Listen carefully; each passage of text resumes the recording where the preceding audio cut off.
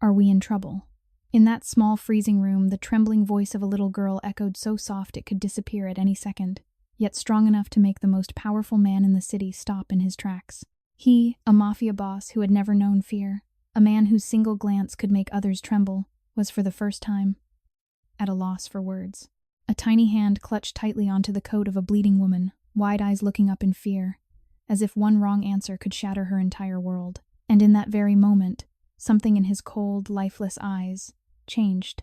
No one knew why he was there. No one knew why he even cared. But what left everyone stunned was this.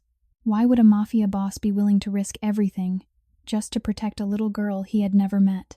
If this story touched your heart, take a moment to reflect on the quiet power of kindness, especially when no one else chooses to show it. Share your thoughts in the comments and tell us where you're watching from, which city and country are you in, and what time is it there right now. It's always amazing to see how stories like this connect people from all over the amazing world. If moments like this remind you of the beauty of humanity, please like the video and subscribe to our channel so you don't miss more powerful stories that celebrate compassion, courage, and the simple acts of kindness that can change a life. The wind off Lake Michigan cut through the south side of Chicago like a blade in mid-October 2025, carrying the sharp scent of diesel and distant rain. Streetlights flickered weakly above cracked sidewalks on West Garfield Boulevard, where boarded-up storefronts stood shoulder to shoulder, with the few businesses still clinging to life. Among them was Harper's Pantry, a narrow brick building squeezed between a laundromat and an empty lot overgrown with weeds. The hand-painted sign above the door read "Community Meals." No one turned away, the letters faded from years of sun and neglect. Inside, under a single buzzing fluorescent bulb, Lily Harper moved with quiet purpose.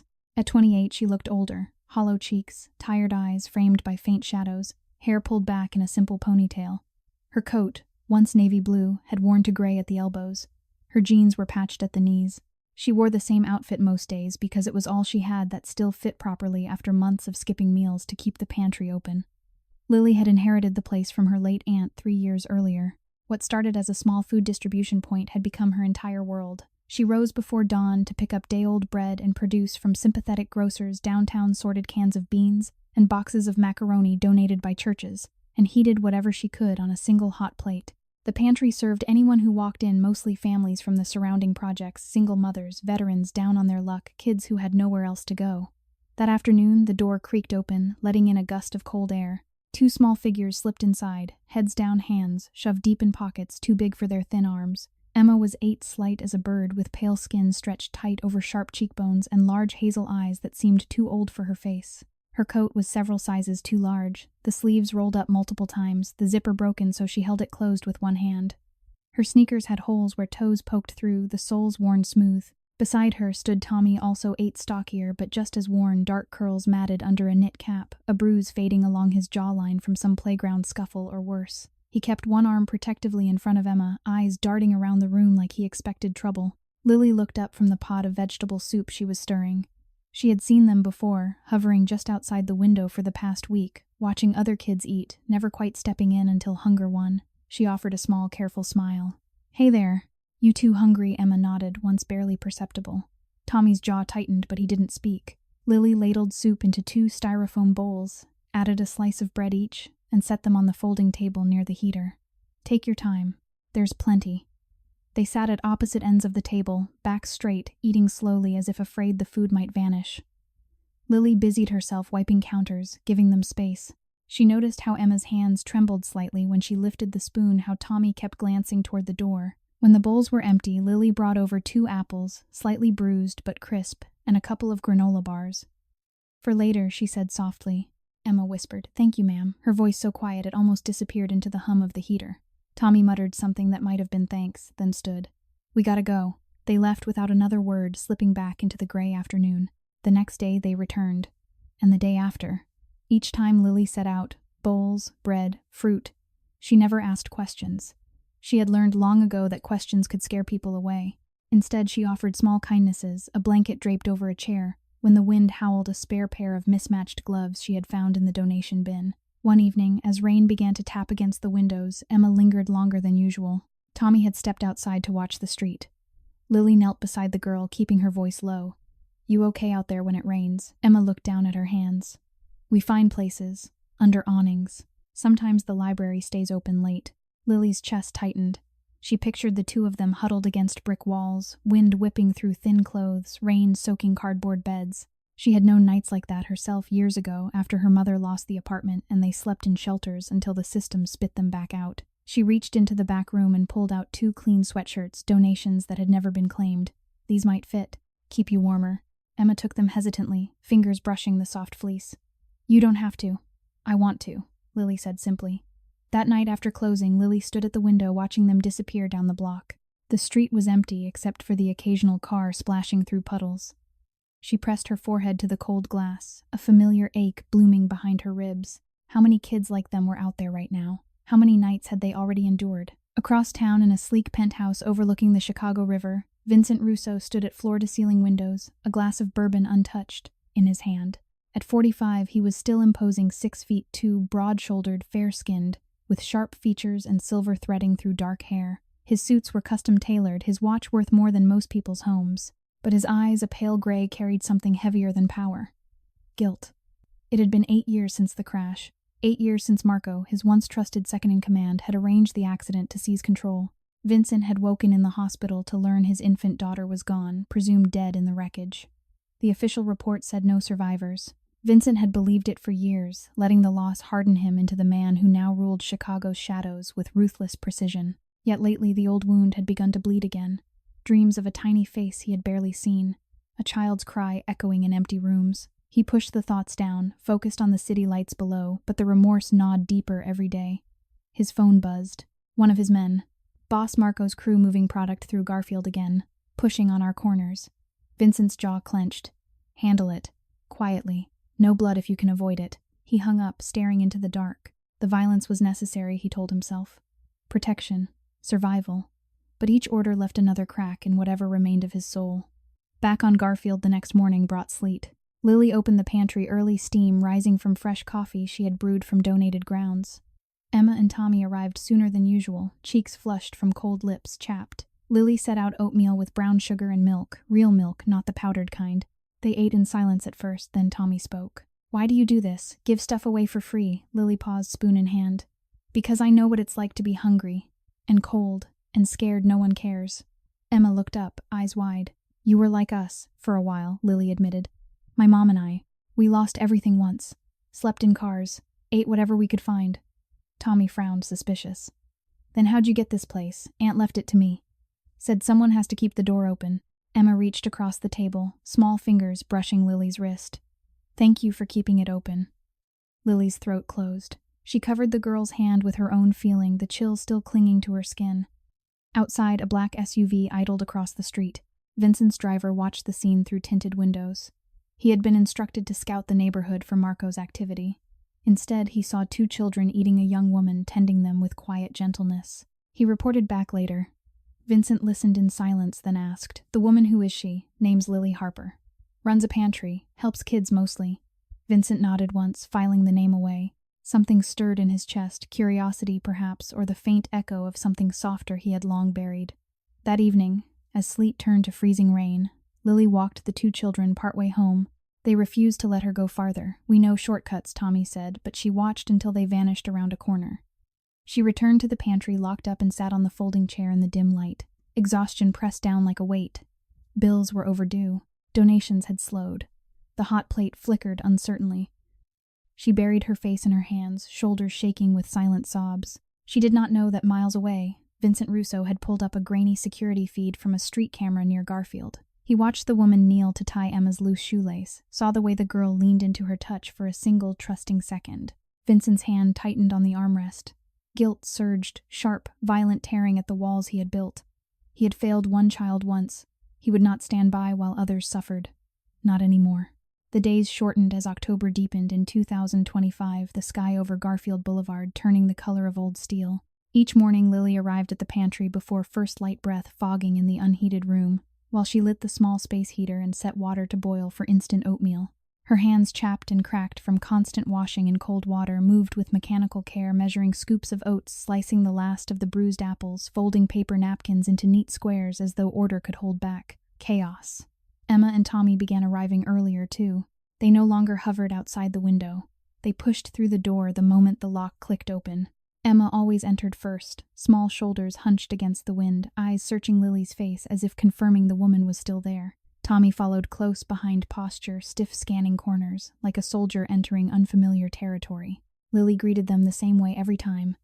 "Morning, you two." Hungry Emma nodded the motion, so slight it might have been missed. Tommy grunted something that passed for agreement. They took their usual seats at the folding table nearest the heater backs to the wall facing the door. Lily brought the bowls herself now, oatmeal steaming topped with cinnamon she had bought with her last grocery money, a swirl of honey someone had donated in a cracked plastic bear. She set milk cartons beside them, the kind with the little foil tops that peeled back. Emma drank hers slowly, savoring each swallow. Tommy finished his in 3 long pulls, then wiped his mouth with the back of his sleeve. After the food came the small tasks. Lily never asked them to help. They simply began. Emma wiped down the tables with a damp rag, moving in careful circles, erasing crumbs and spills as though the surface were something precious. Tommy carried crates of canned goods from the back room to the front shelves, beans, corn, tuna, his thin arms straining under the weight, but refusing any offer of assistance.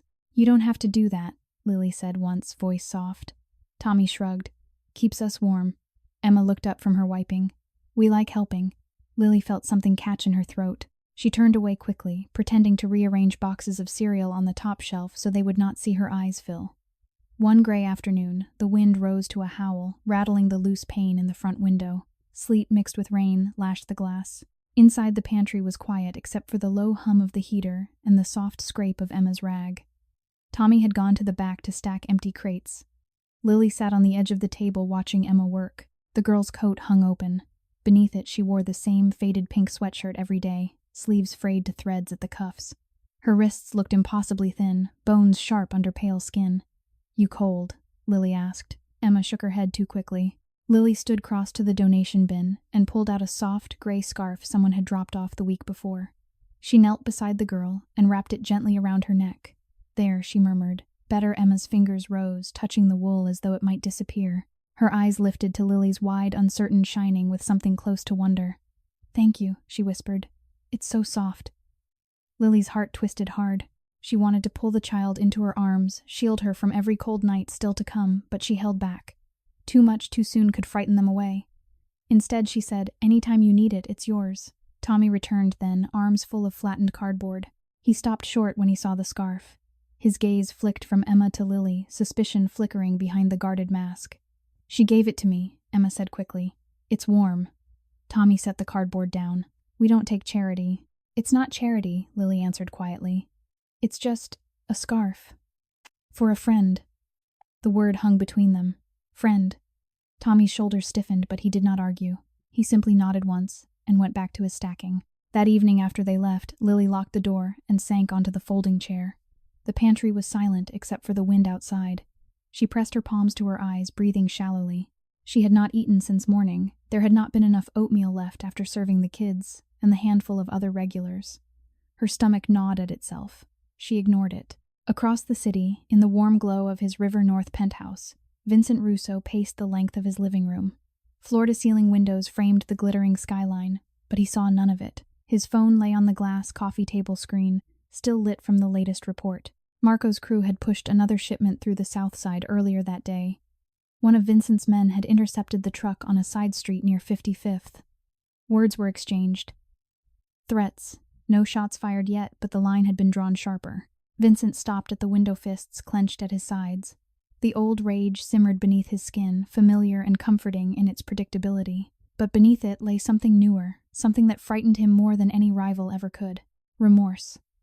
He had watched the security footage again that afternoon, the same clip his driver had sent days earlier. Lily Harper kneeling to tie the little girl's shoe, the way the child leaned into her for one trusting second, the tenderness in the woman's face when she handed over the scarf. Vincent's throat tightened. He had once held a daughter that small, had once believed he could protect her from everything. Instead, he had lost her to betrayal, to fire, to silence. The guilt had become a second heartbeat, steady, relentless, punishing. He picked up the phone and dialed his driver. "Garfield again tomorrow," he said, voice low. "Watch the pantry. Tell me if anything changes." He ended the call before questions could be asked. The next morning brought bitter cold. Lily woke on the thin mattress in the back room. Her apartment consisted of a curtained-off corner with a hot plate, a mini fridge that rattled, and a sleeping bag she rolled out each night. She had not slept more than 3 hours. Dreams of empty bowls and crying children had jerked her awake again and again. She rose, shivering, pulled on every layer she owned, and stepped outside to unlock the door. Frost glittered on the sidewalk. Her breath plumed white. Emma and Tommy arrived sooner than usual, faces pinched with cold. Emma's lips were faintly blue. Lily hurried them inside, turned the heater to its highest setting, and made hot chocolate from powdered mix and the last of the milk. They drank in silence at first. Then Emma spoke, voice small. "We found a new place last night, under the viaduct on 63rd. It's dry. Mostly." Lily's hand froze on her mug. She pictured concrete pillars, wind tunneling through the constant rumble of trains overhead. She pictured 2 small bodies curled together against the chill. "That's good," she managed. Tommy watched her carefully. "We're fine." But his eyes said otherwise. Later, while Emma wiped tables and Tommy carried crates, a commotion erupted outside. Raised voices. The slam of a car door. Lily moved to the window. 2 men in dark jackets stood on the sidewalk, arguing with a third. A wiry figure she recognized from the neighborhood, one of the men who sometimes lingered near the corner store. Words flew sharp, heated. One of the dark-jacketed men stepped forward, chest puffed, finger jabbing. Lily's stomach dropped. She knew the look. Territory. Power. The same shadow that had hovered over her childhood. She turned back to the children. "Stay inside," she said quietly. "I'll be right back." She stepped out, coatless arms wrapped around herself against the wind. "Hey," she called. "This is a kid's place. Take it somewhere else." The 3 men turned. The one in the lead smirked. "Mind your business, lady." Lily's knees trembled, but she held her ground. "It is my business. Those kids inside, they don't need this." The man laughed once, short and ugly. "You think you're tough." Before she could answer, a black SUV rolled slowly past windows tinted black. It paused at the curb. The arguing men froze. The driver's window descended an inch. A voice, calm, authoritative, spoke from inside. "Move along." The men hesitated, then scattered without another word. The SUV idled a moment longer.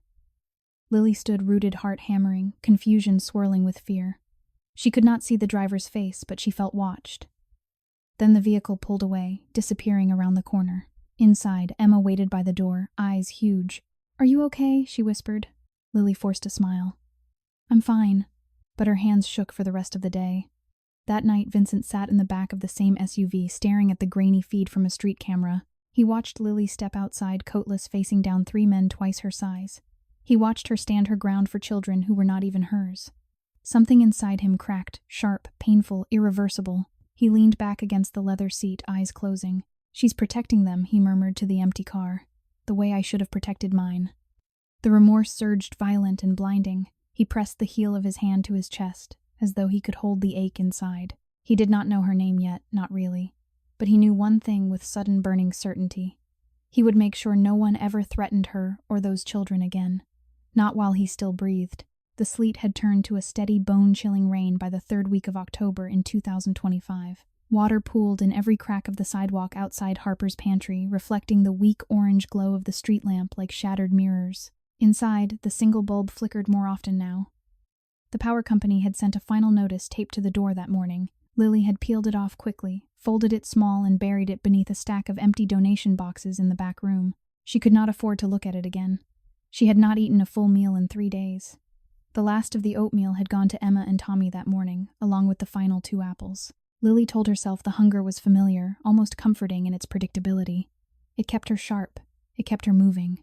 The children arrived just after noon, soaked through. Emma's pink sweatshirt clung to her narrow frame, dark with rain. Water dripped from the ends of her hair onto the linoleum. Tommy's knit cap sagged, heavy and dripping. Neither complained. They never did. Lily wrapped them both in the few dry towels she had left, thin, threadbare things donated years ago, and sat them near the heater. She made weak tea from reused bags, adding the last packet of sugar to theirs. "You're shivering," she said softly. Emma managed a small smile. "It's okay. We're used to it." Tommy stared at the floor. "We'll dry off." Lily knelt in front of them, pressing the back of her hand to Emma's cheek. Ice cold. She felt a sudden, dizzying wave of helplessness wash over her. Her own childhood flashing in sharp fragments, sleeping in the back seat of a rusted sedan. Frost on the windows, her mother's quiet sobs in the dark. She blinked the memory away. "I'm closing early today," she told them. "Come back tomorrow. I'll have something hot waiting."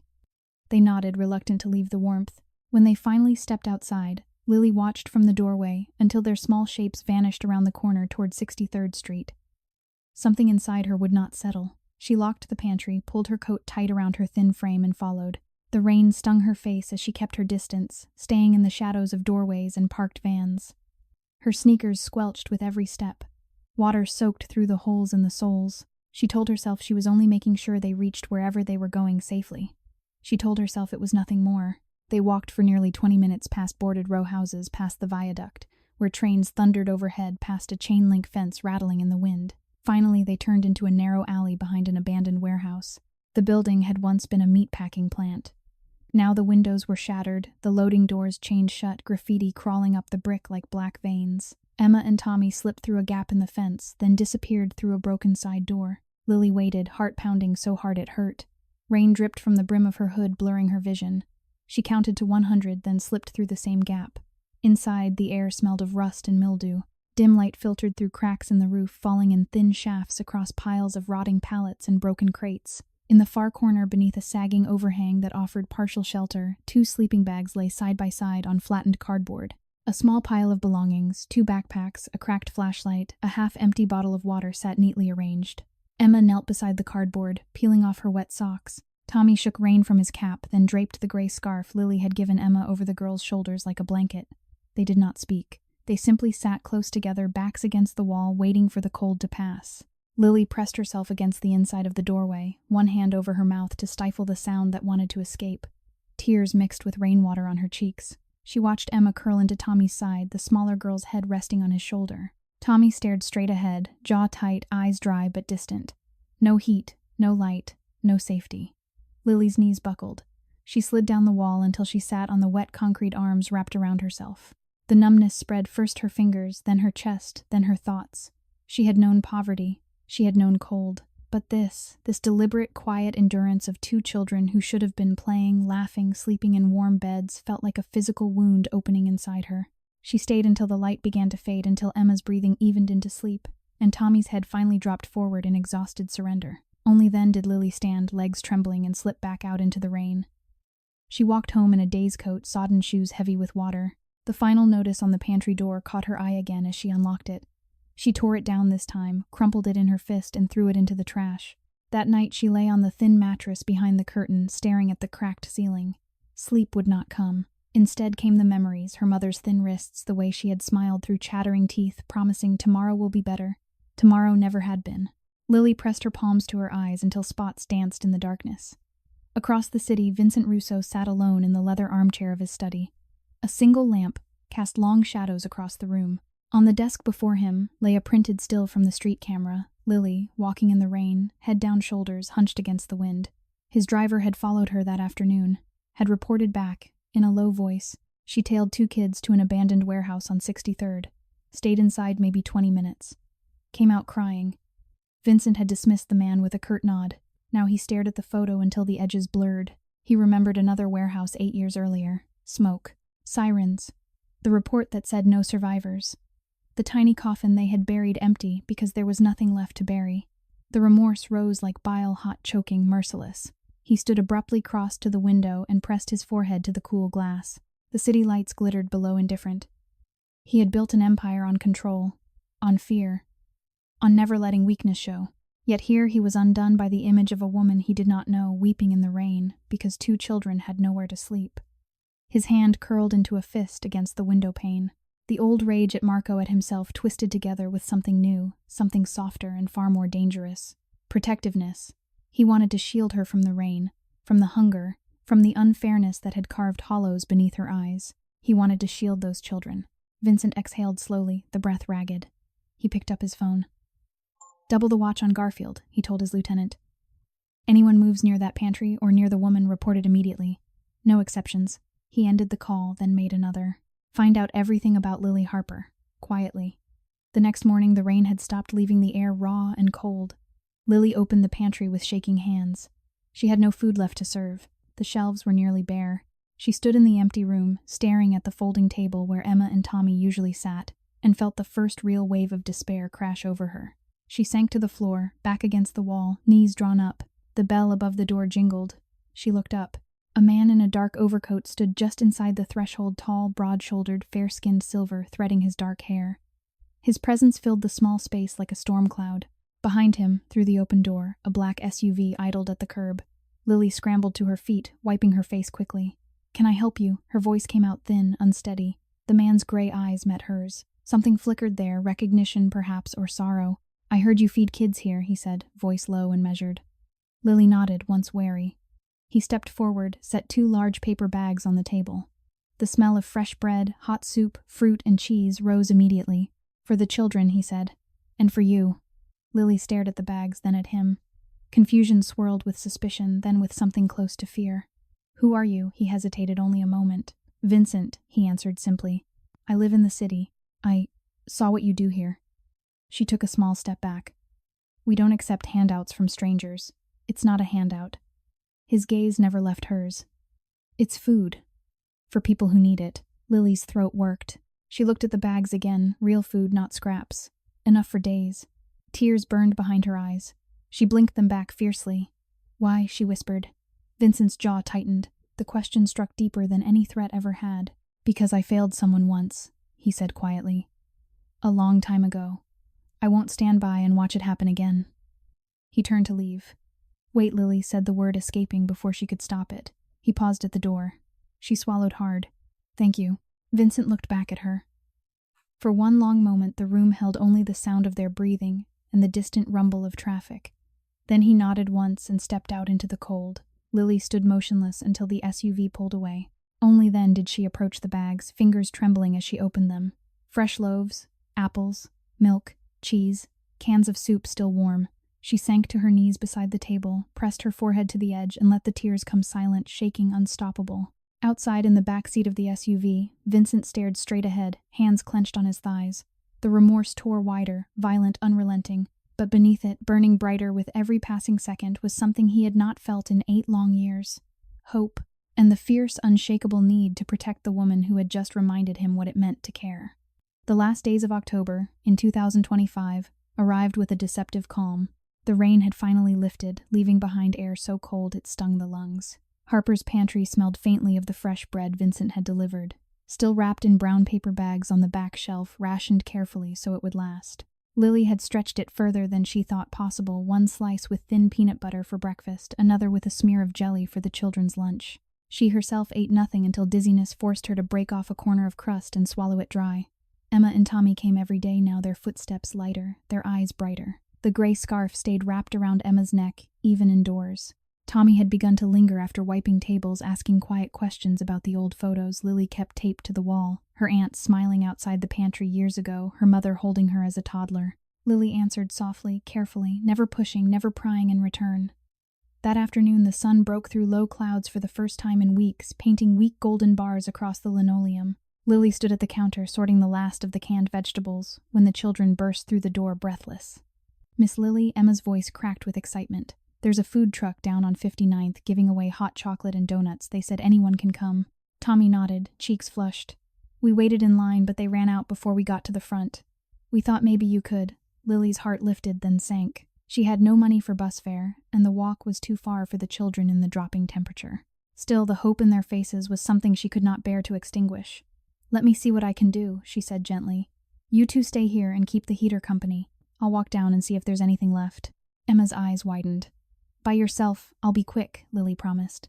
She pulled on her thin coat, tucked the gray scarf more securely around Emma's neck, and stepped out into the brittle afternoon. The streets were busier than usual, people hurrying home from early shifts, delivery vans double-parked, the distant wail of a siren that never quite came closer. Lily walked fast, head down, arms wrapped tight against the wind that slipped through every seam in her clothing. She never saw the black sedan until it was too late. It turned the corner from Racine Avenue, its speed tires squealing on damp asphalt. 2 men leaned from the passenger windows, faces shadowed under hoods. One raised a hand, not a gun, but something small and dark.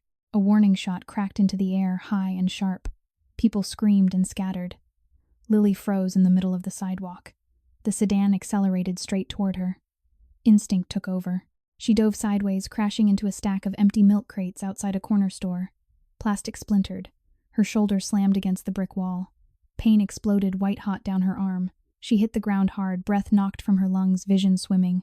The car swerved at the last second, tires smoking, and roared past. Another shot rang out, not at her, but into the air again. A warning. A message. Lily lay curled on the concrete, gasping, ears ringing. Blood trickled from a cut above her eyebrow, where a crate edge had caught her. Her coat sleeve tore at the elbow. Gravel embedded in her palm. People began to emerge from doorways, phones already out, voices overlapping in shock. She pushed herself up on trembling arms. Dizziness hit like a wave. The world tilted. She staggered to the curb, sat heavily, and pressed shaking fingers to her forehead. Blood smeared her skin. Across the street, Vincent's driver had been idling in the SUV, watching as instructed. He saw the sedan accelerate, saw Lily dive, saw her fall. His hand was already on the radio. Boss shots fired on 59th. It's her. She's down. Vincent, in a quiet meeting 3 miles north, felt the phone vibrate against his chest. He stepped away from the table without a word, listened to the report in silence. His face did not change. Inside, something detonated. Rage, cold, precise, familiar, mixed with terror so raw it nearly blinded him. Not for himself. For her. For the woman who had fed children when she could barely feed herself. For the woman whose quiet strength had begun to crack the ice around a heart he had long considered dead. He ended the call. Turned to his lieutenant. Marco's crew. Find them. Now. Then he was moving out the door into the waiting car, the city blurring past as they sped south. Back on 59th, Lily managed to stand. A woman from the corner store pressed a napkin to her forehead, murmuring concern. Lily thanked her in a voice that sounded distant even to her own ears. Her mind kept replaying the moment the car accelerated toward her, the deliberate intent, the lack of hesitation. She started walking back toward the pantry, slow, unsteady, one hand braced against walls and parked cars. Every step sent fresh pain through her shoulder. Her vision narrowed to a tunnel. Sounds came muffled as though underwater. Emma and Tommy were waiting at the door when she reached Garfield. Their faces drained of color the instant they saw her. "Miss Lily," Emma cried, rushing forward. Tommy caught Lily's arm as her knees buckled. Sit down, sit down." They guided her to the folding chair. Emma fetched a clean rag and a bottle of water. Tommy pressed the cloth to the cut while Lily leaned forward, elbows on knees, fighting nausea. "I'm okay," she whispered. "Just a little shaken." Emma's small hand rested on her back. "You're bleeding." Lily tried to smile. Failed. Tommy's voice was hard. "Who did it, I don't know," Lily lied softly. She knew enough about the neighborhood to recognize a drive-by warning when she saw one. Someone marking territory. Someone who did not care who got caught in the crossfire. The bell jingled again. Vincent stepped inside. The room seemed to shrink around him. Dark coat open over an immaculate suit, fair skin stark against the dim light gray eyes sweeping the scene. In one glance, Lily bleeding children frightened the air thick with fear. Emma shrank back. Tommy stepped in front of her, fists clenched. Vincent ignored them both. His gaze locked on Lily. She looked up slowly. Recognition hit mixed with confusion, fear, and something deeper she could not name. "You," she breathed. Vincent crossed the room in 3 strides, knelt before her chair. Up close, she saw the tension in his jaw, the faint tremor in his hands, as he reached not to touch her, but to gently lift the rag Tommy held. "Let me see," he said, voice low, steady, almost tender. Lily flinched at first instinct, but did not pull away. His fingers were careful, professional. He examined the cut, then the bruising already blooming along her shoulder. "You need a doctor," he said. "I can't," her voice cracked. "I can't afford." Vincent's eyes darkened, not with anger at her, with something far more dangerous, self-loathing. "You will not pay for anything," he said quietly. "Not today. Not ever again if I can help it." Tommy bristled. "Who the hell are you?" Vincent did not look at him. His gaze stayed on Lily, someone who should have been here sooner. Outside, tires screeched. 2 more black SUVs pulled up, blocking the street. Men in dark jackets stepped out, forming a loose perimeter. No weapons visible, no raised voices. Just presence, quiet, absolute, unmistakable. Lily's breath caught. "What is this protection?" Vincent answered simply. Emma's small hand slipped into Lily's. "Are we in trouble?" Lily squeezed back, though her own fingers shook. "No, sweetheart. We're safe." Vincent stood. "My people will take you to a clinic. Private. Discreet. No questions, no bills." Lily stared at him. The room spun slowly. Exhaustion, pain, shock colliding inside her. She had spent years invisible, scraping by, believing no one noticed, no one cared. Now this man, wealth radiating from the cut of his coat, the shine of his shoes, the quiet command in his voice, looked at her as though she were the only thing in the world that mattered. "Why?" she whispered again, the same question from days earlier, but rawer now, tearing at the edges of her composure. Vincent's throat worked. For a moment the mask slipped just a fraction, and she glimpsed the torment beneath guilt so deep it had carved hollows beneath his eyes, remorse that had become a living thing inside him. "Because 8 years ago I lost someone I should have protected," he said, voice barely above a whisper. "I will not lose another soul to the same darkness." Lily's tears came then, silent, unstoppable. She pressed a hand to her mouth, shoulders shaking. Vincent turned to his men outside, gave a single nod.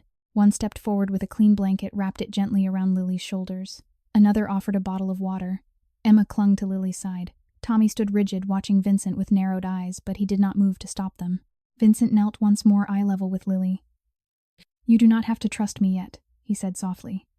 "But let me get you help. Let me keep those children from seeing you hurt again."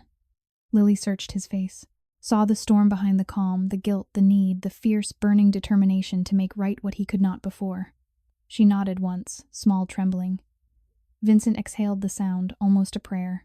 He helped her stand, arm steady beneath her elbow, careful not to press her injured shoulder. Emma and Tommy flanked her small hands, gripping her coat. As they stepped outside into the cold, the SUVs waited, engines low, doors open. Lily paused on the threshold, looking back at the empty pantry shelves, the flickering bulb, the folding table where so many small kindnesses had been exchanged. Then she looked at Vincent. He met her gaze without flinching, and in that quiet, condensed moment, amid the unfairness, the pain, the absurdity of it all, something shifted inside her. Suspicion cracked. Trust, fragile and new, began to take root. Vincent felt it too, the shift, the weight lifting just enough for hope to breathe. He guided her gently toward the waiting vehicle, every step a vow he made silently to himself. Never again. Never again would she walk alone in the cold. Never again would she bleed for lack of someone to stand between her and the darkness. The SUVs pulled away in a slow, protective convoy, leaving the empty street behind. Inside Vincent's chest, the remorse still burned, but now it burned with purpose. And with something fiercer still. A love not romantic, not possessive, but parental in its depth and ferocity, that had awakened the instant he saw her bleeding on the sidewalk. A love that would tear down empires if it meant keeping her and those children safe. The private clinic stood on a quiet, tree-lined street in Lincoln Park, far from the cracked sidewalks of the South Side. White stone facade, discreet brass plaque, no flashing signs or crowded waiting rooms. Inside, the air smelled of clean linen and faint antiseptic, nothing like the sharp chemical bite of the county hospital Lily had visited once as a child. Soft lighting spilled from recessed fixtures. A receptionist in a pale blue cardigan greeted them with calm professionalism, no questions asked. Vincent walked beside Lily as she was guided down the hallway, one hand hovering near her elbow without touching, ready if she faltered, careful not to presume. Emma and Tommy followed close behind, eyes wide at the polished floors, the quiet hum of the place. A nurse with kind eyes took Lily's arm gently and led her into an examination room. Vincent remained outside the door, back straight, hands clasped behind him like a sentinel. Inside, the doctor, a middle-aged woman with steady hands, cleaned the cut above Lily's eyebrow, applied butterfly stitches, and examined the deep bruising along her shoulder.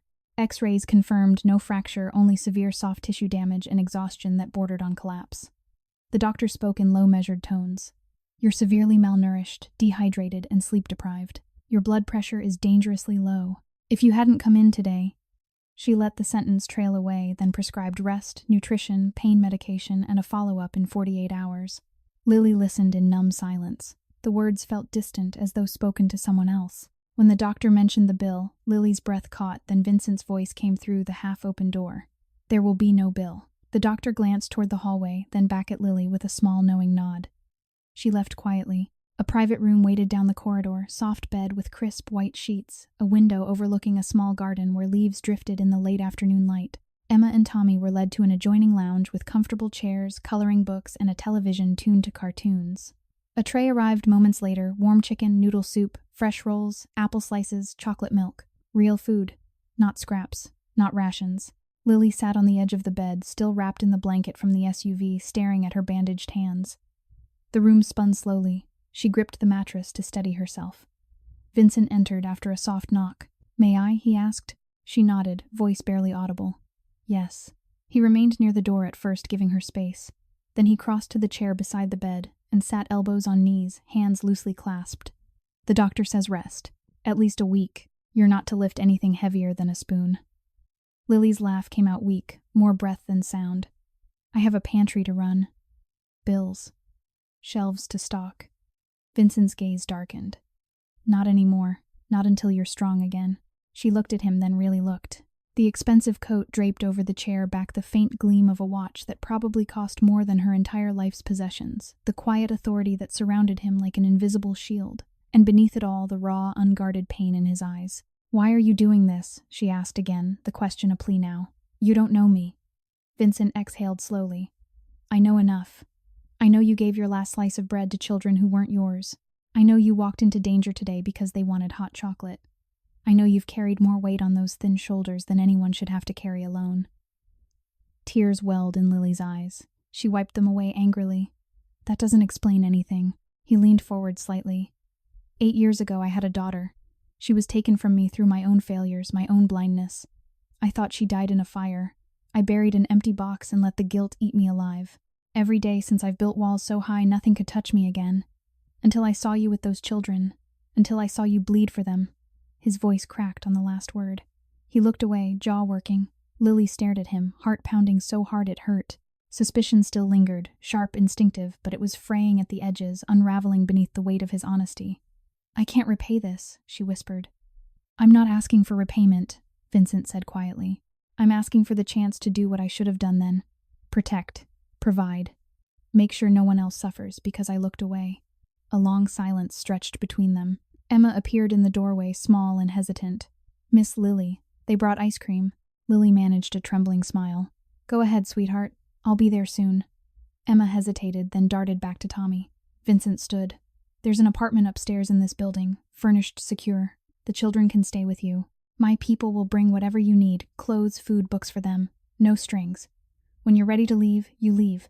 No debt. No obligation." Lily's throat closed. She looked down at her thin wrists, the bruises blooming purple against pale skin, the hollows beneath her collarbones. She thought of the warehouse, the cardboard beds, the endless cold nights. She thought of the pantry shelves standing empty, the final notice she had crumpled. She thought of Vincent's face when he first knelt beside her on the sidewalk, guilt and determination and something achingly tender. "Okay," she whispered, "for the children." Vincent nodded once. Relief flickered across his features, brief, unguarded, before the mask returned. He stepped toward the door, then paused. "One more thing," he said softly. "Marco's men won't come near you again. I give you my word." Lily looked up sharply. "Who is Marco?" Vincent's expression hardened. "A mistake from my past. One I'm correcting." He left before she could ask more. That evening, after the children had fallen asleep on the pull-out sofa in the apartment's living room, bellies full, faces clean, wrapped in new blankets, Lily stood at the window overlooking the garden. Streetlights glowed softly below. No wind. No cold seeping through cracks. She pressed her forehead to the glass, tears sliding silently down her cheeks. She had spent years believing help never came, that kindness was a luxury she could not afford to expect. Now she stood in a warm room, fed, bandaged, protected, and the weight of it all threatened to crush her. Gratitude warred with terror. Trust battled disbelief. She felt dizzy again, not from pain, but from the sheer violence of the shift inside her from nothing to everything in the space of a single day. Downstairs, Vincent sat in the SUV outside the building, staring up at the lit window on the 4th floor. His driver waited in silence. Vincent's hands clenched and unclenched on his thighs. The remorse still burned hotter, now fueled by the image of Lily's bruised shoulder, her hollow cheeks, the way she had trembled when he spoke of his daughter. But beneath the guilt rose something fiercer. A fierce parental love, sudden, consuming, protective, that had ignited the moment he saw her fall on the sidewalk. It tore at him, violent and unrelenting. Because he knew what it cost to love and lose. He knew the hollow ache of failure. He would not fail again. Not her. Not those children. Not this fragile, beautiful chance at redemption. Later that night, as Lily finally lay down on the soft bed sheets, smelling of lavender pillow cradling her head, like a dream, she stared at the ceiling. Emma stirred in her sleep, murmuring something soft. Lily reached across the small space between beds and took the girl's hand. Emma's fingers curled around hers instinctively. Lily closed her eyes. For the first time in years, sleep came without nightmares. Across town in his penthouse, Vincent stood at the window overlooking the dark river. He held an old photograph, creased, faded, of an infant wrapped in a pink blanket. He pressed it to his chest. "I'm sorry," he whispered to the empty room. "I'm so damn sorry." Then he looked toward the south side of the city, toward the small light burning in a high window. "I won't let it happen again." The vow settled into his bones, deep, unyielding, unbreakable. Outside, the city slept. Inside, two very different worlds, healing began, slow, painful, miraculous. The first week in the Lincoln Park apartment passed in a quiet blur of small miracles. Soft beds. Hot showers that never ran cold. Meals delivered 3 times a day, steaming trays of roasted chicken, mashed potatoes with gravy, fresh fruit cut into neat pieces. Lily watched Emma and Tommy devour every bite with wide eyes, their thin cheeks slowly filling out color returning to their skin. She ate too slowly at first, stomach cramping from disuse, but each swallow felt like reclaiming something long stolen. She still moved carefully, shoulder stiff, stitches pulling, but the dizziness had faded. Sleep came deeper now, without the constant ache of cold concrete or the fear of footsteps in the dark. Yet every night when the children were asleep, Lily stood at the window and stared south toward the invisible line where the city changed. She thought of the pantry, empty shelves, unpaid bills, the folding table where so much hope had been quietly exchanged. Guilt gnawed at her. She had left it behind. She had accepted help she could never repay. On the 8th day, October 28th, 2025, the sky hung low and gray. Lily sat on the sofa with Emma curled against her side, reading from a picture book about a lost puppy finding its way home. Tommy sprawled on the rug, coloring a picture of a baseball field tongue caught between his teeth in concentration. A soft knock came at the door. Lily tensed. Vincent never knocked without announcing himself first through the intercom. She rose slowly, heart picking up speed. She opened the door. Vincent stood in the hallway, coat unbuttoned, expression unreadable. Behind him waited 4 men in dark suits, broad-shouldered, silent faces carved from stone. No weapons visible, but the air around them carried weight. Lily's breath caught. "What's wrong?" Vincent stepped inside, closing the door gently behind him. His gray eyes found hers, stormy, conflicted, burning with something she could not yet name. "There's someone here who needs to see the children," he said quietly. "Someone who has been searching for a long time." Emma looked up from the book. Tommy set his crayon down. Vincent knelt to their level, voice steady but thick. "Emma," he said softly, "there's a man downstairs. He believes you might be his daughter." The room went still. Emma's small hand tightened on Lily's sleeve. Tommy stood slowly, stepping in front of both of them. "That's not possible," Tommy said flatly. "She doesn't have anybody." Vincent did not argue. He simply looked at Lily. "I've checked every record, every lead. The timeline fits. The birth certificate was altered, someone paid to make her disappear. I've seen the proof. Dental records from when she was 3 before everything happened. A scar on her left knee from a fall she doesn't remember. It matches." Lily felt the floor tilt beneath her. She gripped the back of the sofa to stay upright. Confusion crashed over her, sharp, disorienting. She looked down at Emma, at the wide hazel eyes, the delicate features, the quiet strength that had always seemed too old for 8 years. "Emma," Lily whispered. The girl shook her head slowly. "I don't remember anybody like that." Vincent exhaled, the sound ragged. "He's waited 8 years. He thought you were gone. He buried an empty coffin. He's carried that weight every single day." Tears burned behind Lily's eyes. She knelt beside Emma, brushing hair from the girl's face. "Do you want to see him?" she asked gently. "Just to look. You don't have to say anything. You don't have to go anywhere." Emma's lip trembled. She looked at Tommy. Tommy's fists clenched. "If he tries anything," Vincent spoke quietly, "he won't. I give you my word. My people are outside. No one will hurt you." A long silence. Emma nodded once, small, frightened. They descended in the elevator together. Vincent stood at the back, giving space. Lily held Emma's hand. Tommy walked on the other side, shoulders squared like a bodyguard. The lobby was empty except for one man. He stood near the glass doors, tall, fair-skinned, silver at the temples, dressed in a charcoal suit that spoke of wealth and grief. His hands hung at his sides, fingers flexing as though he did not know what to do with them. When the elevator doors opened, he looked up. His eyes locked on Emma. The color drained from his face. He took one step forward, then stopped, as though afraid movement might shatter the moment. "Emma," he whispered. The name cracked on his tongue. Emma Frosa. Her grip on Lily's hand tightened until it hurt. The man, her father, sank slowly to one knee on the marble floor. Tears streamed down his face, unchecked. "I'm your daddy," he said, voice breaking. "I've been looking for you since the day they took you. I never stopped. Not once." Lily felt her own knees weaken. She looked at Vincent. Vincent's face was a mask of controlled agony. His hands were clenched so tightly the knuckles stood white. He stared at the man on the floor, not with recognition but with something deeper. Shared pain, shared failure. The father's voice shook. There was a crash. "They told me you didn't survive. I believed them because I had no choice, but I never felt it in my heart. I kept searching every lead, every rumor, every child who looked like you. Then I saw the news clip. The shooting near the pantry. Your face. Your mother's eyes." He reached into his coat pocket with trembling fingers. and pulled out a small, worn photograph. A newborn wrapped in pink held by a smiling young woman. "This was you," he said. "And your mother. She loved you so much. She wanted to name you Emma after her grandmother." Emma stared at the photo. Her free hand rose slowly, fingers hovering above the image. Lily's throat closed. She looked down at the girl and saw it, the faint echo of resemblance, the same tilt of the head, the same quiet intensity. Emma's voice came out small. "I don't remember her." The father's shoulders shook. "That's okay. You don't have to remember yet. I just needed to see you. To know you were alive." He looked up at Lily, then really looked. "You kept her safe," he said hoarsely.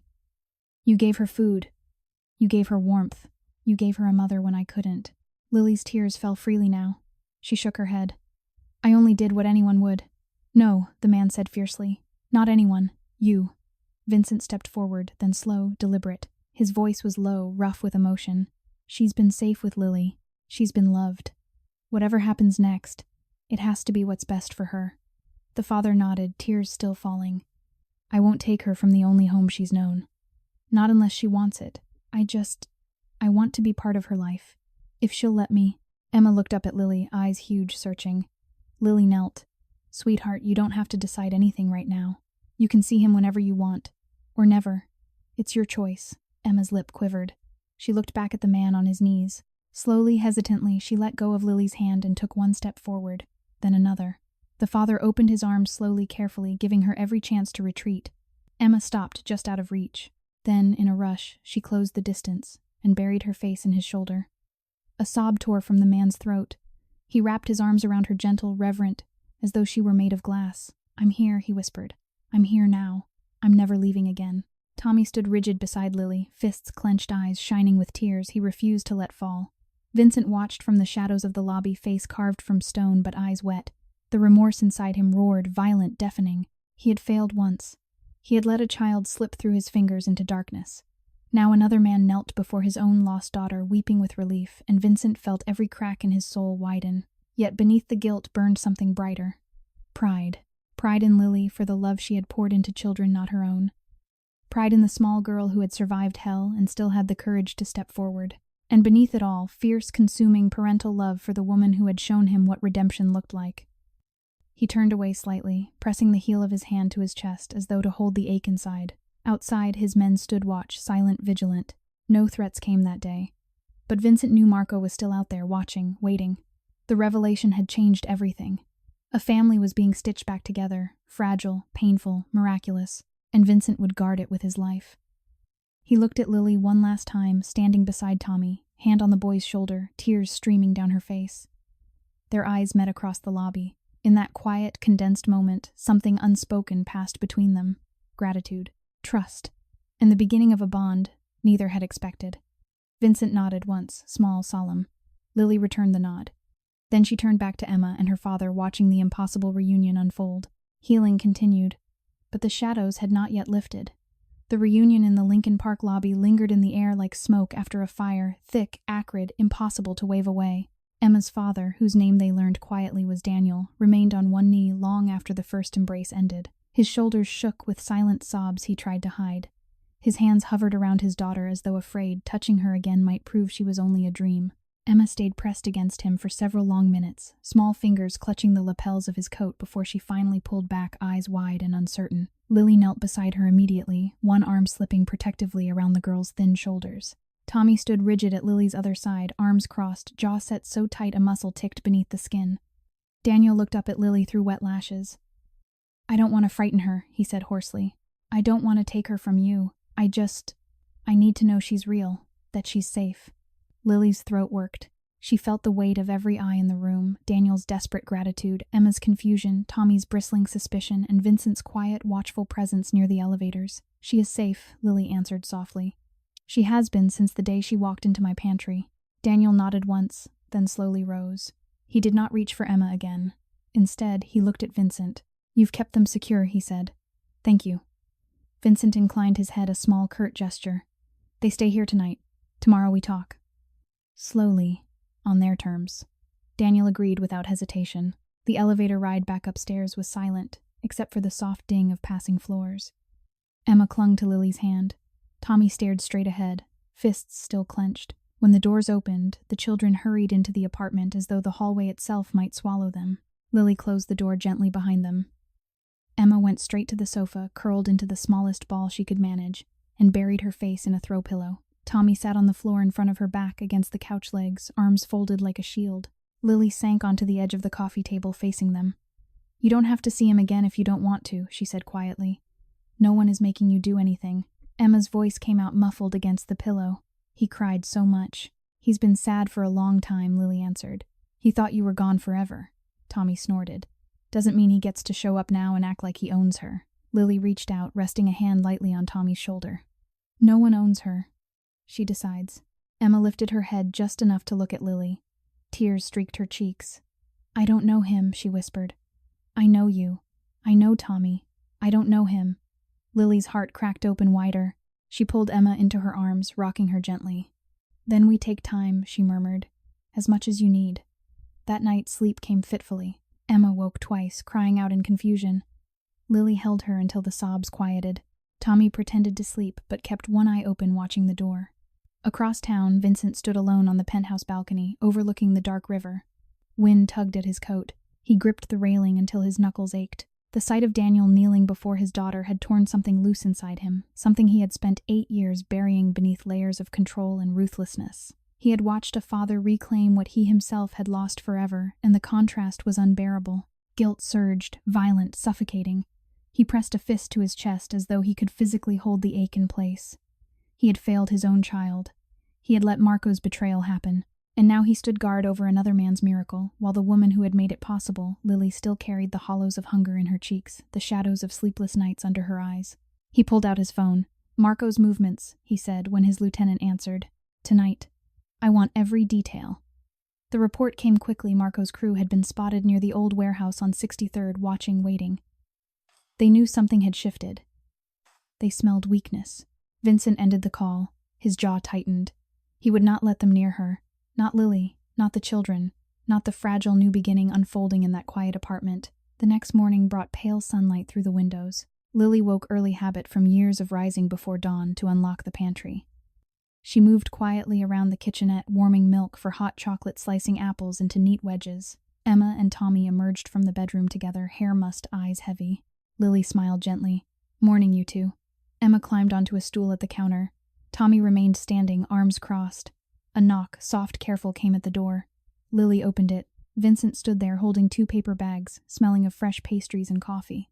"Breakfast," he said simply.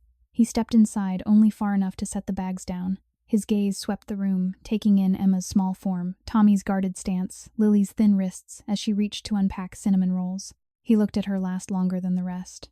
"You slept?" he asked quietly. "Some," she answered. Her voice was soft, still timid around him, but less guarded now. He nodded once. Daniel would like to see her again, just for a few minutes. Downstairs, in the lounge, no pressure. Tommy stepped forward. "She doesn't have to go anywhere with him." Vincent met the boy's eyes without flinching. "She doesn't, and if she says no, that's the end of it." Emma looked up at Lily. "Will you come with me?" Lily's heart twisted. "Of course." They descended together, Lily holding Emma's hand, Tommy walking directly behind, like a shadow. Vincent remained a step back, giving space, but never out of reach. Daniel waited in the lounge, same chair as yesterday, hands clasped tightly in his lap. When he saw Emma, he stood slowly, smiled, trembling. "Good morning," he said softly. Emma stopped several feet away. Daniel did not move closer. "You don't have to say anything. I just wanted to see your face again. To know you're okay." Emma looked down at her sneakers, new ones Vincent had quietly provided the day before, white laces still bright. After a long silence, she whispered, "You really looked for me?" "Every day," Daniel answered. "Every single day." Emma's lip quivered. She took one small step forward, then she stopped. "I'm scared," she admitted. Daniel's eyes filled again. "I know. I'm scared too. Scared you'll disappear again. Scared I'll mess this up." Emma looked back at Lily, searching for permission for safety. Lily nodded gently. Emma took another step, then another. She stopped just short of Daniel. He knelt once more, slowly, carefully. "I'm here," he said, "whenever you're ready. No rush." Emma stared at him for a long moment. Then she reached out one small hand and touched his sleeve. Daniel closed his eyes, tears slipping free. Lily turned away slightly, pressing a hand to her mouth. Tommy's shoulders slumped. He looked suddenly much younger than 8. Vincent watched from the doorway, face impassive, but eyes wet. The remorse inside him roared louder than ever, fierce, unrelenting. He had no child to kneel before, no small hand to reach for his sleeve. Only the memory of failure. Yet watching Lily, watching her stand guard over these children, with every ounce of her exhausted strength, ignited something deeper, a love so intense it bordered on pain, parental, protective, burning. He would tear the city apart before he let anyone threaten this fragile balance. Outside on the street below, 2 of Marco's men lingered near a parked car, watching the building phones in hand. Vincent's driver noticed them immediately. He spoke quietly into his earpiece. Vincent heard the report. His expression did not change, but inside the storm gathered force. Later that afternoon, as Emma napped on the sofa and Tommy sat nearby drawing, Lily stood at the window again. Vincent joined her quietly. "He's a good man," he said. "He'll wait as long as she needs." Lily nodded. "I know." She turned to him then, eyes searching his face. "You're protecting us," she said softly. "All of us." Why, Vincent looked out over the city lights, beginning to flicker on as dusk crept in. "Because I see what you've given them," he answered. "And I see what you've carried alone for so long. The hunger, the cold, the nights you lay awake wondering if tomorrow would be any different." Lily's breath hitched. He continued, voice low. "I couldn't save my daughter, but I can stand between you and the darkness that tried to take her place." Tears filled Lily's eyes again. She reached out hesitant, trembling, and rested her fingers lightly on his sleeve. "Thank you," she whispered. Vincent froze at the touch. Then slowly he covered her hand with his own. The contact was brief, gentle, reverent, but it burned through him like fire. He stepped back carefully. "Rest," he said. "I'll be downstairs if you need anything." He left before she could speak again. Outside in the gathering dark, Marco's men still watched. Vincent's lieutenant approached. "They're waiting for an opening." Vincent's eyes narrowed. "Then we give them one they'll regret." He turned toward the street, shoulders squared, face carved from stone. The tension coiled tighter. The distrust lingered, Tommy's suspicion, Emma's fear. But trust was growing slow, fragile, fierce, and Vincent would guard it with everything he had left. October 30th, 2025 dawned colder than any day before. Frost etched delicate patterns across the windows of the Lincoln Park apartment, catching the weak morning light like fragile lace.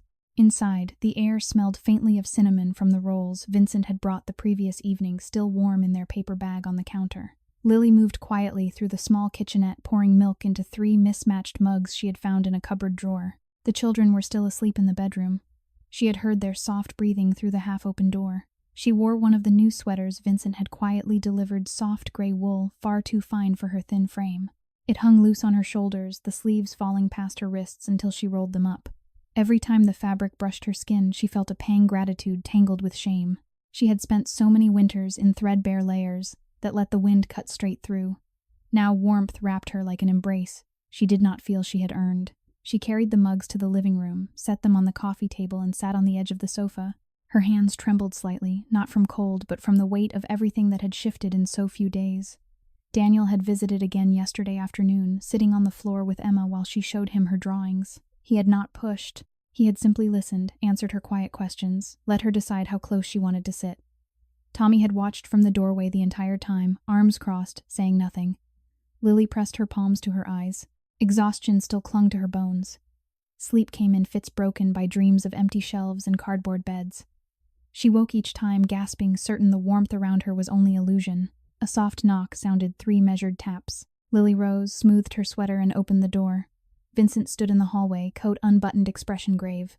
"May I come in?" he asked quietly.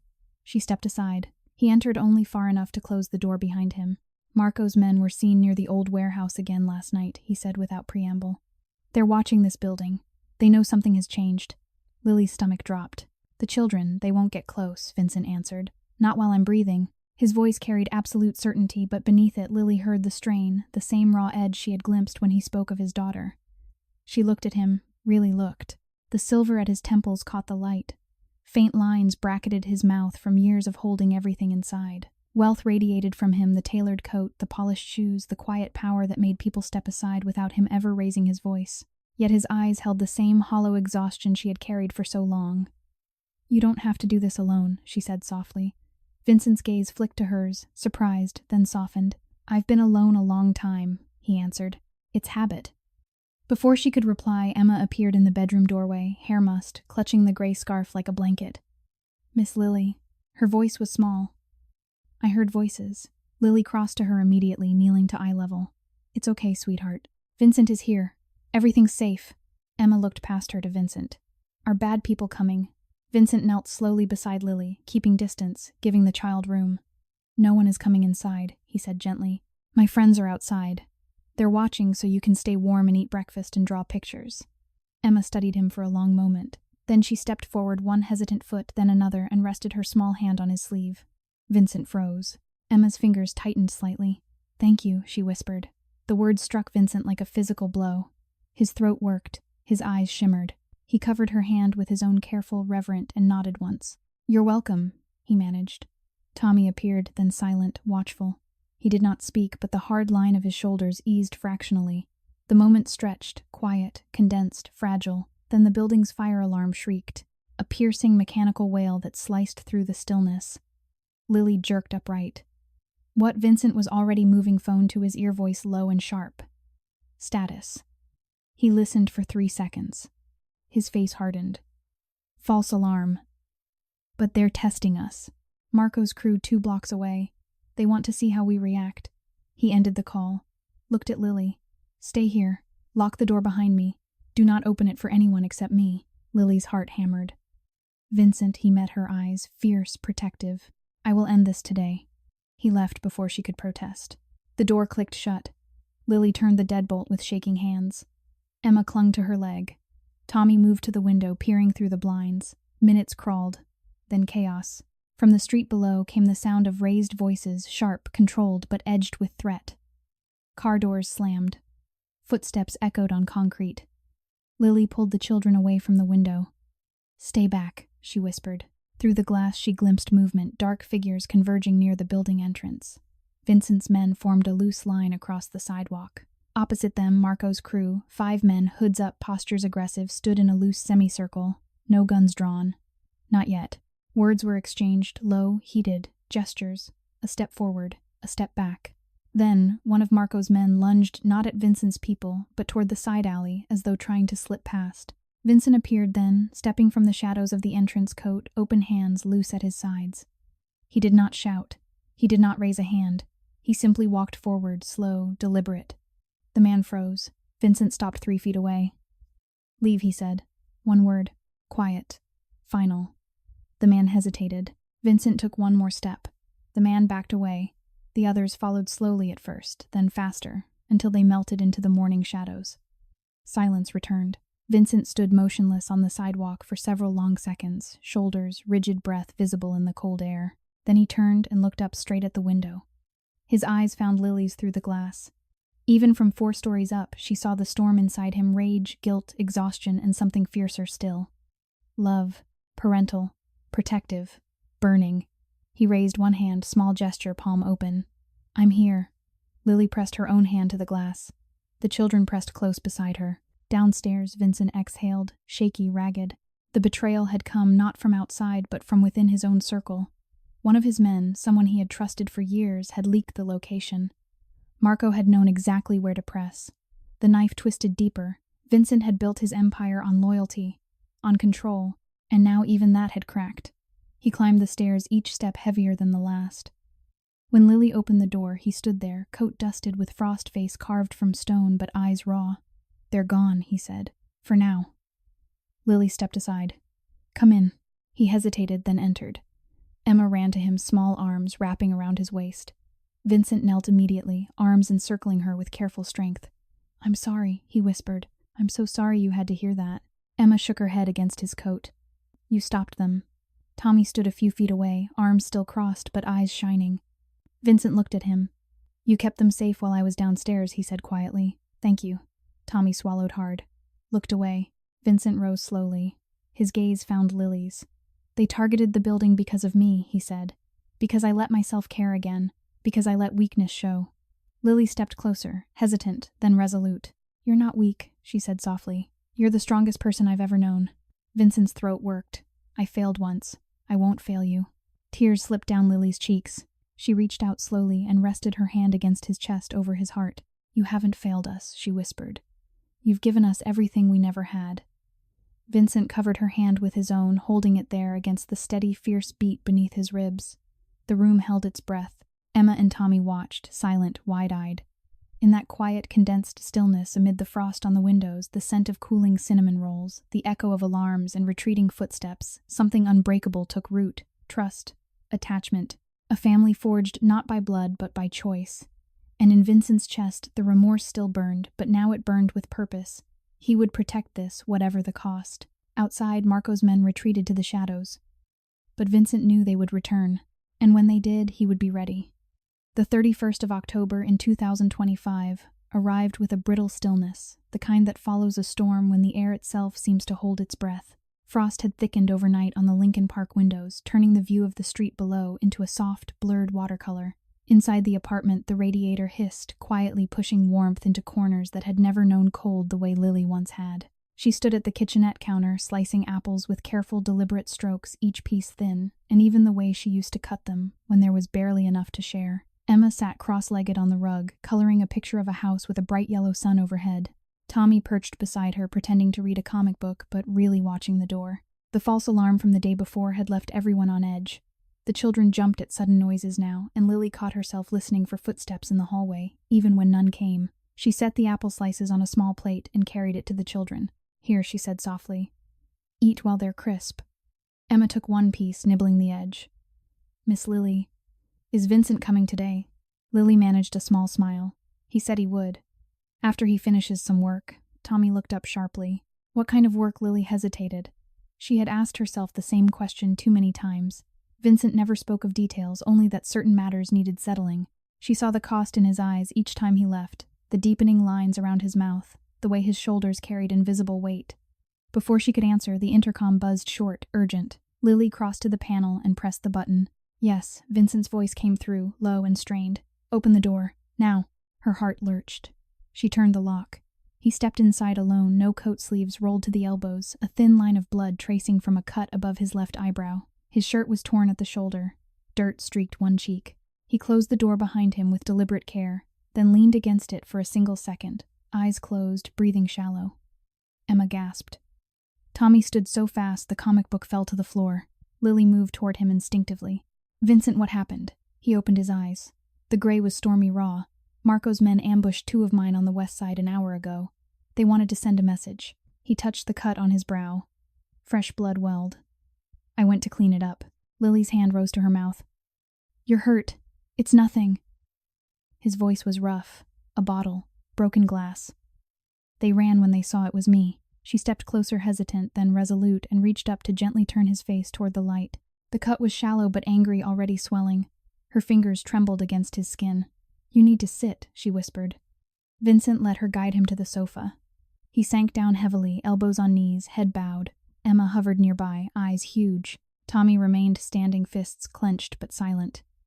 Lily fetched a clean cloth from the bathroom, dampened it with warm water, and knelt in front of him.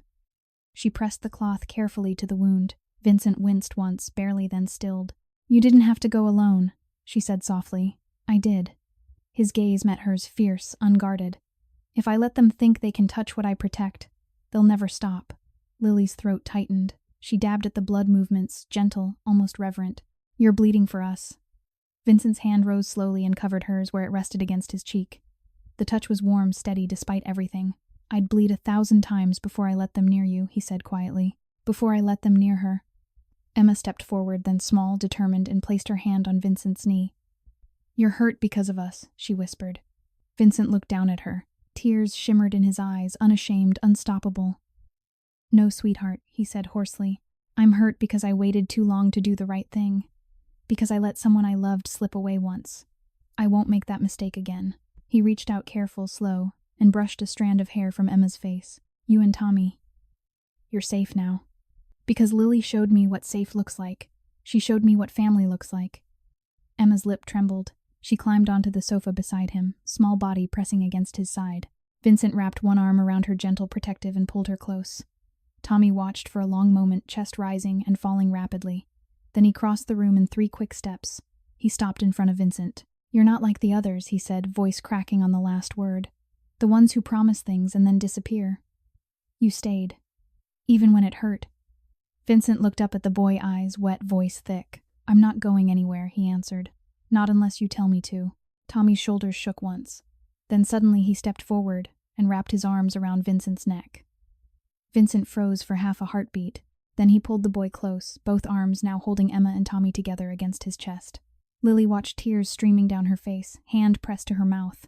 The room filled with quiet, broken sounds, small sobs, shaky breaths, the soft rustle of clothing as three small bodies found safety in the circle of one man's arms. Vincent bowed his head over them, tears falling freely into Emma's hair. "I'm sorry," he whispered to them, to the ghost of his lost child, to the years of hardness he had worn like armor. "I'm so sorry it took me so long." Lily sank to her knees in front of them, reaching out until her hands rested on Vincent's shoulders on the children's backs. She leaned in forehead, touching his. "You're here now," she whispered. "That's what matters." Vincent lifted his head just enough to meet her eyes. The storm inside him had not vanished, but it had shifted. The guilt still burned fierce and unrelenting, but now it burned alongside something brighter. Redemption. Love, deep, parental, all-consuming, had taken root in the cracks of his broken heart. He looked at Lily, really looked, and saw not just the woman who had fed hungry children when she herself was starving, but the woman who had shown him mercy when he deserved none. "I don't deserve this," he said, voice raw. "Any of this." Lily's fingers tightened on his shoulders. "You do," she answered softly. "Because you chose it. You chose us." Outside, the city moved on, cars passing, lights flickering on as dusk crept closer. Inside, time seemed to pause. Vincent held the children until their breathing evened, until exhaustion claimed them, and they drifted into sleep against his chest. Only then did he look at Lily again. "They're safe," he said, more to himself than to her. "Because of you." Lily shook her head slowly. "Because of us." Vincent reached out slowly and brushed a tear from her cheek with his thumb. The touch lingered, gentle, reverent. "Thank you," he whispered, "for showing me how to be human again." Lily leaned into his palm eyes, closing for one long moment. When she opened them, she saw the man behind the power, the man who had bled on the street for strangers, who had carried guilt like a second skin, who now held two sleeping children as though they were the most precious things in the world. Trust had become something deeper. Attachment, fierce, burning, unbreakable. Vincent carefully shifted, lifting Emma and Tommy together, and carried them to the bedroom. He laid them side by side, pulled the blanket over them, and stood watching for several long seconds. When he returned to the living room, Lily waited. He sank onto the sofa beside her, close enough that their shoulders touched. Neither spoke for a long time. Then Vincent reached for her hand, slowly, giving her every chance to pull away. She didn't. He laced their fingers together. "I will end this," he said quietly. "Marco. The threats. All of it. So you never have to be afraid again." Lily squeezed his hand. "We're not afraid when you're here." Vincent closed his eyes, tears slipping free once more. The remorse still tore at him, deep, violent, but now it shared space with something stronger. Hope. Healing. A family he had never dared imagine. Outside, frost continued to gather on the windows. Inside, redemption took its first full trembling breath. The 1st of November in 2025 broke gray and merciless. Heavy clouds pressed low over Chicago, swallowing the sunrise and turning the city into a monochrome sketch of concrete and steel. Inside the Lincoln Park apartment, the radiator clanked sporadically, pushing heat that never quite reached the corners. Lily stood at the kitchenette window, arms wrapped around herself, staring down at the street where frost still clung to parked cars. The children slept in the bedroom. Emma curled on her side, clutching the gray scarf. Tommy sprawled protectively across the foot of the bed as though guarding against invisible threats. Lily had not slept. The events of the previous day replayed in relentless loops, Vincent kneeling on the floor holding both children, his tears falling freely, the way his voice had cracked when he whispered apologies to ghosts only he could see. She had never witnessed such raw vulnerability in a man who seemed carved from granite. Each memory pressed against her ribs until breathing hurt. She turned from the window fingers, tracing the edge of the counter, smooth marble, cool and expensive, so different from the chipped formica she had once scrubbed in the pantry until her hands bled. The contrast still jarred her warmth, food safety, all handed to her without a single condition. Yet every gift carried the shadow of Vincent's pain, and she felt the weight of it as keenly as if it were her own. The intercom buzzed once sharp. Lily crossed to it quickly. "Yes," Vincent's voice came through, quieter than she had ever heard it. "I need to see you. Downstairs. Now."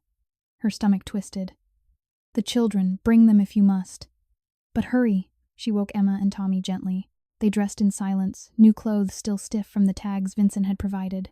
Emma slipped the gray scarf around her neck like armor. Tommy shoved his hands deep in his pockets, eyes scanning every shadow. They descended in the elevator together. Vincent waited in the lobby alone, coat unbuttoned, face pale beneath the overhead lights. A fresh bruise bloomed along his jaw. His left hand was wrapped in a clean white bandage. Emma ran to him without hesitation. He caught her up in one arm, holding her close against his chest. Tommy stayed beside Lily, watching, waiting. Vincent looked at her over Emma's head. "They took Tommy," he said, voice flat, stripped of everything but fact. "An hour ago." From the alley behind the building, they left a message. He reached into his coat pocket and withdrew a small folded paper. Lily took it with shaking fingers. Scrawled in black ink, "Bring the woman and the girl to the old meatpacking warehouse on 63rd. Midnight. Come alone or the boy dies." Lily's knees buckled. Vincent caught her elbow, steady, gentle. "I'm going," he said. "Alone. No." The word tore from her throat. "They'll kill you. They'll try." His eyes met hers, dark, determined, burning. "But I won't let them touch him. Not Tommy. Not any of you." Emma began to cry, soft, broken sounds muffled against Vincent's coat. Tommy stared at the note in Lily's hand. "It's my fault. I went outside to look at the stars. I thought it was safe." Vincent knelt, still holding Emma, and looked straight into Tommy's eyes. "None of this is your fault," he said fiercely. "None of it." "You hear me?" Tommy's chin trembled. He nodded once, small, fierce. Vincent stood. "I have to go now. Stay here. My people will guard the building. No one gets in." Lily stepped forward, voice trembling but resolute. "I'm coming with you." Vincent's face tightened. "Absolutely not." "She's right," Lily said. "Tommy needs to see me. He needs to know we didn't abandon him." Vincent searched her face, saw the steel beneath the fear, the love that had carried her through years of hunger and cold. He exhaled, shaky, defeated. "Then we go together," he said quietly. "But you stay behind me. Always." Midnight found them at the edge of the abandoned warehouse district. Rain had begun again, cold, steady drumming against the roofs of Vincent's SUVs. He had come in one vehicle alone, except for Lily in the passenger seat. The children waited back at the apartment under heavy guard. The warehouse loomed ahead, dark brick, shattered windows like empty eyes, the chain-link fence sagging in places. A single floodlight burned over the loading dock, throwing harsh shadows. Vincent parked 50 yards away. He turned to Lily.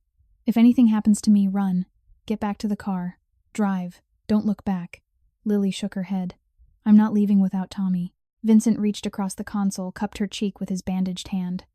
"You're the only mother those children have ever known," he said, voice rough with emotion. "They need you alive.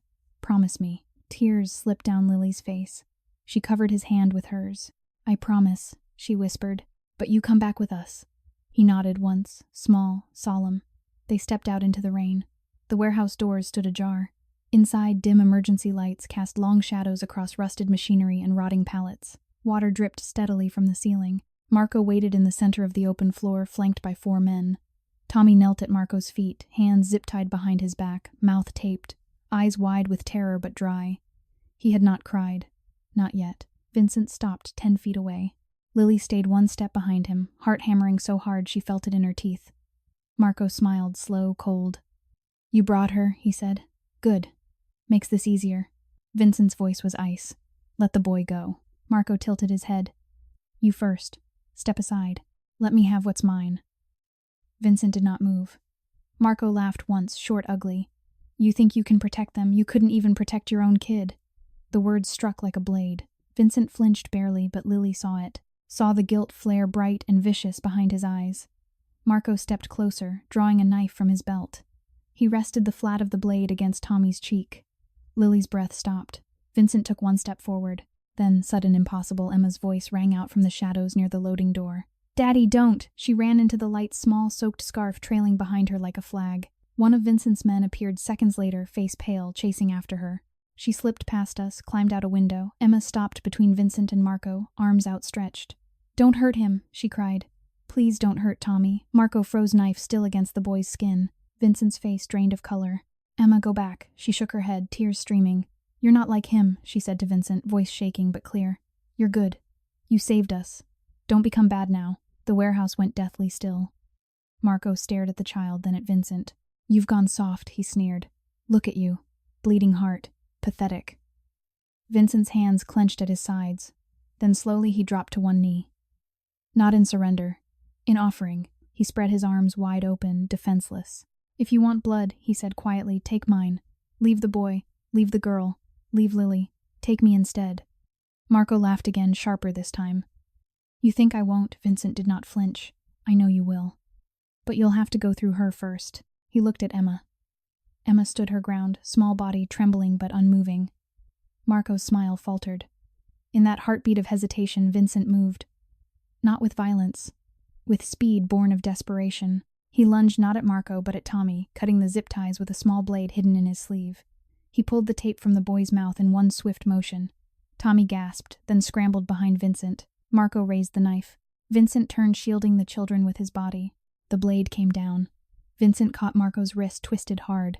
The knife clattered to the concrete. Marco's men surged forward.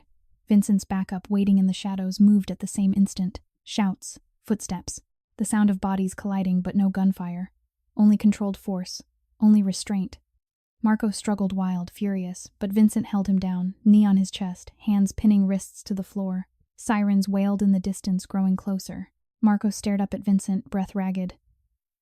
"You could have killed me," he spat. Vincent leaned closer, voice low, lethal. "I could have," he said, "but I won't. Not in front of them." He looked up, found Lily. She stood, frozen tears streaming, hands pressed to her mouth. Tommy clung to her legs. Emma ran forward, threw herself against Vincent's side. Vincent released Marco, slowly letting his men take over. Police lights flashed through the broken windows. Vincent stood, blood on his hands, rain in his hair, and pulled all three of them close. Lily buried her face against his chest. "You came back," she whispered. Vincent pressed his lips to the top of her head. "I promised," he said, voice breaking. "I always keep my promises to you." Outside, rain fell harder. Inside, amid the chaos, the sirens, the flashing lights, something unbreakable solidified. A father's heart shattered once had been remade, not perfectly, not without scars, but whole enough to love again, whole enough to protect, whole enough to heal. The rain had finally stopped in the early hours of November 2nd, 2025, leaving Chicago wrapped in a damp, silvery hush. Streetlights reflected in shallow puddles along the quiet Lincoln Park sidewalks, each tiny mirror holding a trembling piece of the city's glow. Inside the apartment, the radiator had settled into a low, steady hum. The children slept deeply now. Emma curled beneath the thick comforter with one small hand resting on Tommy's arm, Tommy lying on his back with the comic book still open across his chest. Their breathing was even peaceful, the kind of rest that only comes after terror has passed and safety has been proven real. Lily sat on the edge of the sofa, knees drawn up, arms wrapped around them. She wore the same gray sweater Vincent had given her days earlier. The wool still carried the faint scent of his coat, clean leather rain, and something warmer she could not name. Her eyes were dry now, cried out, but the ache behind them remained deep, tender, alive. Vincent stood at the window, back to the room, hands in his pockets. The bandage on his hand had been changed. Fresh, white gauze covered the cut from Marco's knife. He had not spoken much since they returned from the warehouse. The police had taken statements, taken Marco and his men away in handcuffs, taken photographs of the scene. Vincent had answered every question calmly, factually, never raising his voice, never flinching when they asked about his past associations. When they finally left, he had simply closed the door and leaned against it for a long moment, eyes closed as though the silence itself weighed 1,000 pounds. Now he turned slowly. Lily looked up. Their eyes met across the quiet room. Neither moved at first. Then Vincent crossed to her, slow steps, deliberate, giving her every chance to pull away. He sank onto the sofa beside her, not too close, but close enough that she felt the warmth radiating from him. "They're asleep," he said quietly. "Both of them." Lily nodded. "They're safe because of you." Vincent shook his head once, small, almost imperceptible. "Because of you. You kept them alive long before I ever knew their names." Lily's throat tightened. She looked down at her hands, still thin, still marked by years of cold and hunger nails, bitten short from worry. "I was starving," she whispered. "Every day. Some nights the wind came through the cracks in the pantry walls so hard I thought it would lift the roof. I'd wrap myself in old newspapers and tell myself tomorrow would be different. It never was." Vincent listened in absolute stillness. She continued, voice soft, trembling. "I thought that was life. I thought that was all there was. Then you walked in with bags of food I couldn't even dream of buying. You stood between us and danger when I had nothing left to fight with. You bled for children who weren't yours. You cried with them. You carried them when they couldn't walk anymore." Tears slipped down her cheeks again, slow, silent. Vincent reached out hesitant and brushed them away with the pad of his thumb. "I failed once," he said, voice rough, almost broken. "I let someone I loved more than breath slip through my fingers. I built walls so high nothing could touch me again. Then I saw you thin, exhausted, giving away the last bite of bread when your own stomach was empty. You reminded me what love looks like when it has nothing left to give. And you gave it anyway." He swallowed hard. "I don't deserve this family," he said, "but I will spend every remaining day trying to be worthy of it." Lily lifted her hand slowly and placed it against his cheek. "You already are," she whispered. Vincent closed his eyes at the touch. For several long minutes they sat in silence, hands linked, breathing in rhythm, letting the quiet wrap around them like a blanket. Then Vincent spoke again, voice low, steady. "I'm stepping away," he said. "From all of it. The business, the shadows. I've already started the process. My lawyers are handling the legal side. The legitimate companies, the real estate, the shipping lines, they'll continue. The rest ends tonight." Lily's breath caught. "You can do that, I can," he answered. "And I will. For them. For you." He looked toward the bedroom doorway. "I want to adopt them," he said quietly. "Both of them. Officially. Legally. I want them to have my name, my protection, my home. I want them to grow up knowing they are wanted every single day." Lily's tears fell faster. "And you?" she asked, voice barely above a whisper. "What do you want?" Vincent turned to her fully. "I want to wake up every morning and see you making breakfast for them. I want to hear their laughter fill a house that's been silent for too long. I want to teach Tommy how to throw a baseball. I want to braid Emma's hair even though I'll be terrible at it. I want to sit beside you on a porch, somewhere quiet, and watch the sun go down without wondering who's waiting in the dark." He took her hand, both of his now holding it like something sacred. "And I want you to never know hunger again," he said, voice cracking. "Never know cold. Never know fear. I want to give you the life you gave those children every day, without asking for anything in return." Lily's sob escaped soft, broken. Vincent pulled her close arms, wrapping around her, strong and careful. She buried her face against his chest. "I was nothing," she whispered. "I had nothing. You were everything," he answered fiercely. "You still are." They stayed like that, holding each other until the first pale light of dawn slipped through the blinds. Later that morning, after the children woke and ate breakfast, at the small table, pancakes, fresh strawberries, warm milk, Vincent knelt in front of them. "I want to ask you something important," he said gently. Emma tilted her head. Tommy watched him carefully. "I'd like to be your dad," Vincent said. "Officially. Forever. I'd like you to live with me and with Lily in a house with a yard and a swing set and a room for each of you. I'd like to take care of you every day. If you'll let me." Emma's eyes filled. She threw her arms around his neck. "Yes," she whispered. "Yes." Tommy swallowed hard. Looked at Lily, then back at Vincent. "You promise you won't leave?" he asked. Vincent placed a hand over his heart. "I promise." Tommy stepped forward slowly, then hugged him too. Vincent held them both, tears falling freely now, while Lily stood behind them, hands pressed to her mouth, crying silently. Outside, the city woke. Inside, a new life began. Vincent sold the penthouse, too cold, too high above the world, and bought a house on a quiet street in Evanston. Brick front, wide porch backyard with room for a garden. He taught Tommy how to ride a bicycle on the driveway. He let Emma paint his fingernails bright pink one rainy afternoon. He sat with Lily on the porch swing every evening, watching the children play, listening to their laughter rise like music. And every night when the house was quiet, he held Lily close and whispered thanks for the second chance for the family, for the love that had found him when he thought himself beyond saving. Love, they learned, does not see skin color. It does not measure bank accounts. It only sees need and answers with open arms. From this story, we can draw many knowledge about the true meaning of compassion. Each moment teaches us a profound lesson in humility and kindness. Through every sacrifice, we witness the power of education, not from books alone, but from the heart's quiet choices that shape a better world. To everyone watching this video, I wish you good health, a joyful life, and daily peace. If this story touched you, please subscribe to the channel, like this video, and share it with someone who needs to hear that love and compassion can rise above any divide. Tell me in the comments, how did this story make you feel? How does it connect to your own real life? Share your emotions from deep within your heart. I read every comment and truly listen. Goodbye for now, and I promise I'll see you again in the next video. Disclaimer: all stories on this channel are fictional and created solely for entertainment purposes. Any resemblance to real people, events, or places is purely coincidental.